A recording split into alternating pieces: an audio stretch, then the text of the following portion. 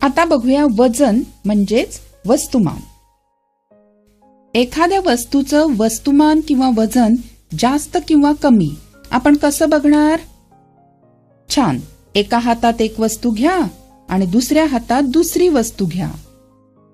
जी वस्तू जास्त जड त्याचं वजन जास्त. आता असं हातात न घेता आपण पारड्याच्या सहाय्याने वजन मोजायचंय. एका पारड्यात ठेवलं पुस्तक आणि दुसऱ्या पारड्यामध्ये ठेवला पेरू.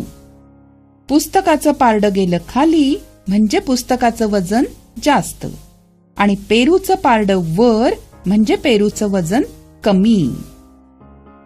या ठिकाणी मात्र एका पारड्यात ठेवलीये बरणी आणि दुसऱ्या पारड्यात ठेवलाय डब्बा. पण पारडी आपल्याला एकाच पातळीत दिसतायत, वर खाली नाही. याचा अर्थ काय? बरणी आणि डब्बा यांची वजनं सारखीच आहेत. इथे आपल्याला फक्त कमी किंवा जास्त कळलं.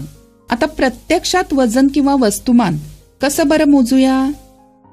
आपल्याकडे आहेत पेन्सिली. पेन्सिलींच्या मदतीने वस्तुमान मोजूया. या पारड्यात ठेवलं पुस्तक आणि या पारड्यामध्ये आपण पेन्सिली घालू. 1, 2, 3, 4. जोपर्यंत दोन्ही पारडी समान पातळीत येत नाहीत ना तोपर्यंत पेन्सिली घालत राहूया. आणखीन 7, 8, 9, 10, 11, 12, 13, 14, 15. आता दोन्ही पारडी समान पातळीत आहेत म्हणजे पुस्तकाचं वजन झालं 15 पेन्सिली.